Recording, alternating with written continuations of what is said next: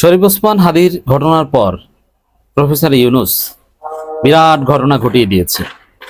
এর মানে এই ঘটনার পর আমি যেটা বলেছি যে অনেক প্রভাব আপনারা দেখতে পাবেন, হ্যাঁ সেটাই প্রভাব স্বরূপ রাজনীতিতে অনেক পরিবর্তন।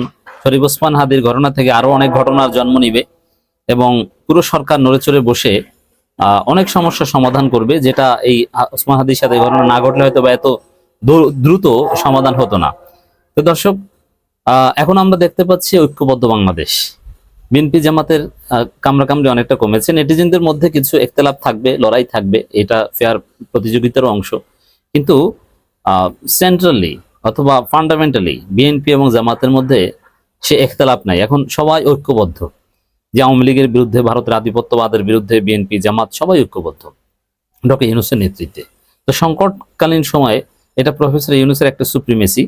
তিনি রাজনৈতিক দলগুলোকে ডাকেন এবং সবাইকে নিয়ে ছবি তুলে দেখিয়ে দেন যে না, সবাই ঐক্যবদ্ধ। এভাবেই কিন্তু আপনি দেখেন হাসিনা পালানোর পর প্রফেসর ইউনূসের যে নজিরবিহীন সফলতা, এইসব থিওরিতেই তো সব ষড়যন্ত্র উপেক্ষা করে প্রফেসর ইউনূস কি নির্বাচনের তারিখ ঘোষণা করেন নাই?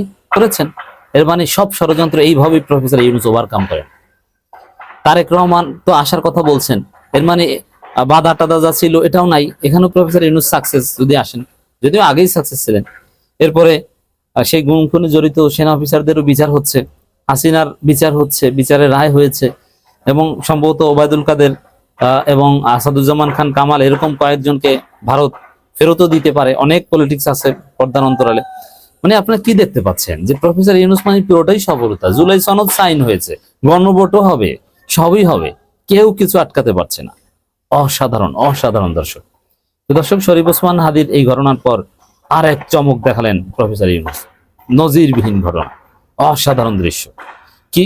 জুলাই অভ্যুত্থানকে নস্যাৎ করার সকল প্রচেষ্টার বিরুদ্ধে ঐক্যবদ্ধ রাজনৈতিক দলগুলো।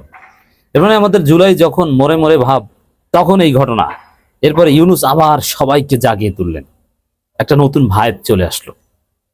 এবং যে ছবিগুলো প্রকাশ পেয়েছে যে বিএনপি জামাত শরীফ ওসমান হাদির পরিবার সবাই এক। এর মানে আপনি বিএনপি জামাতের মধ্যে যতটুকু কামড়াকামড়ি দেখবেন, এটাকে আপনি ফেয়ার পলিটিক্স মনে করবেন। বিএনপি যতই জামাতকে স্বাধীনতা বিরোধী হাবিজাবি বলুক, ওটা বিএনপির মনের কথা না, ওটা ফাও কথা। এটা বলে কিছু অর্জন করতে পারবে না, আর এই কথার কোনো তাৎপর্য নাই, আর এটা হচ্ছে ফাও কথা। বিএনপি এটা অবশ্য লিমিট ক্রস করছে, তাদেরই ওয়েট নষ্ট হচ্ছে। কারণ জামাতকে এভাবে স্বাধীনতা বিরোধী বললে আপনি তাদের সাথে মিশবেন কেন? তাদের তো রাজনীতি করার অধিকারই নেই। রাজাকার এভাবে যেভাবে বলেন, এতে তো প্রতিযোগী হিসেবে মেনে নেওয়া যায় না এদেরকে। এতে আপনাদেরই সমস্যা যে আপনারা নাকে ঘর দিয়ে মেনে নিচ্ছেন, বুকে পাথর চাপা দিয়ে মেনে নিচ্ছেন। বিষয়টা অনেকটা এরকম না?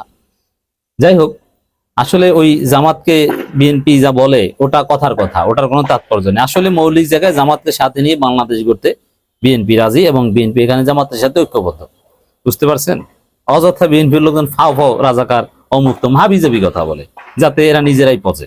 যাই হোক দর্শক, ইনকিলাব মঞ্চের মুখপাত্র ঢাকা ৮ আসনের সম্ভাব্য স্বতন্ত্র প্রার্থী শরীফ ওসমান হাদির উপর হামলাকে জুলাই অভ্যুত্থান নস্যাৎ করা ষড়যন্ত্রের অংশ হিসেবে অবহিত করে রাজনৈতিক দলের নেতারা বলেছেন, এই অভ্যুত্থানকে নস্যাৎ করার সকল প্রচেষ্টা রুখে দিতে রাজনৈতিক দলগুলো ঐক্যবদ্ধ অবস্থানে রয়েছে।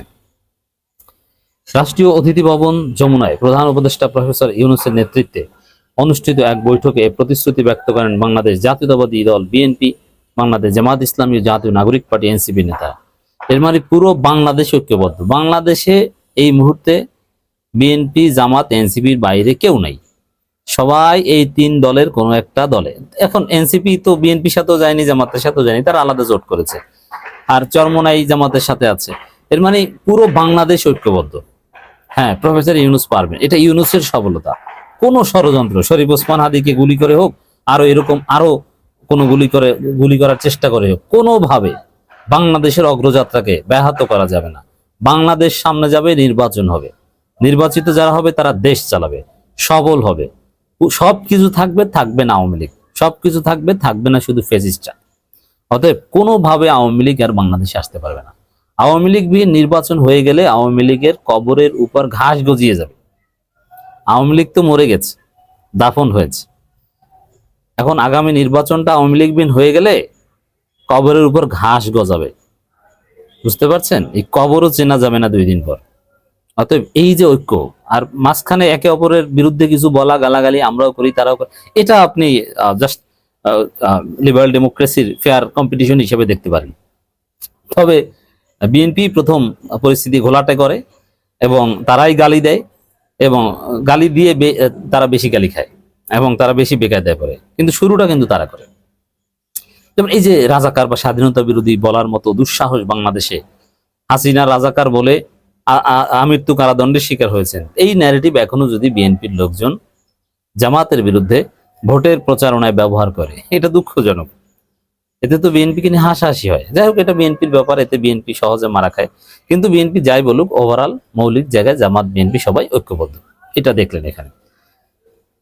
বৈঠকে বিএনপি স্থায়ী কমিটির সদস্য সালাউদ্দিন আহমেদ, হাফিজউদ্দিন আহমেদ, জামাতের সেক্রেটারি জেনারেল মিয়া গোলাম পরোয়ার ও সহকারী সেক্রেটারি জেনারেল অ্যাডভোকেট হাসান মাহবুব জুবাইর, এনসিপির আহ্বায়ক নাহিদ ইসলাম ও দক্ষিণাঞ্চলের মুখ্য সংগঠক হাসনাত আব্দুল্লাহ, ইনকিলাব মঞ্চের সদস্য সচিব আব্দুল্লাহ আল জাবের এবং আইন উপদেষ্টা আসিফ নজরুল অংশগ্রহণ করেন।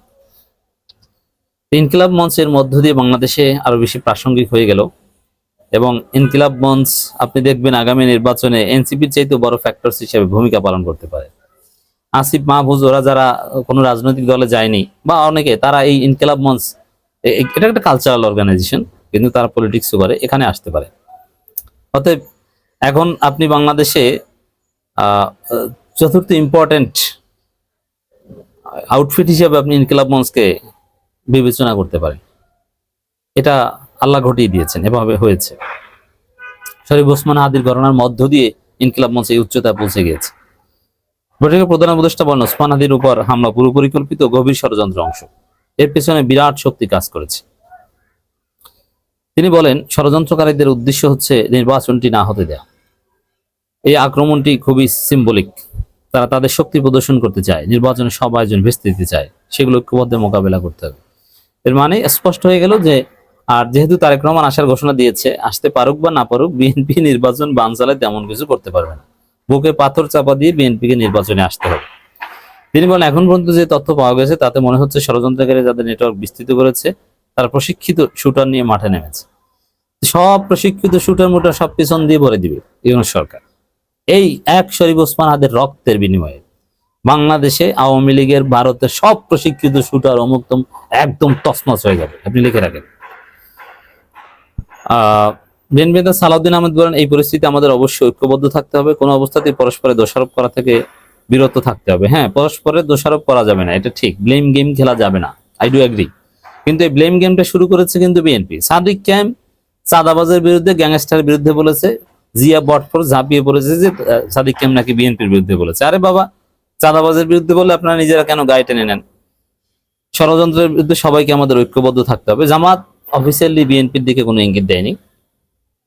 জামাত নেতা গোলাম পরোয়ার বলেন, সাম্প্রতিক সময় আমাদের নানা বক্তব্যে একান্ন দোষারোপ করার প্রবণতা বাড়িয়েছে, যার ফলে আমাদের বিরোধীরা সুযোগ পেয়েছে। আমাদের পূর্বের না ঐক্যবদ্ধ থাকতে হবে। এজন্য বিএনপিকে তওবা করে এই স্বাধীনতা বিরোধী রাজাকার এইসব হাবিজাবি কথা, আওয়ামী লীগের বস্তা পচা কথা বলা বন্ধ করতে হবে।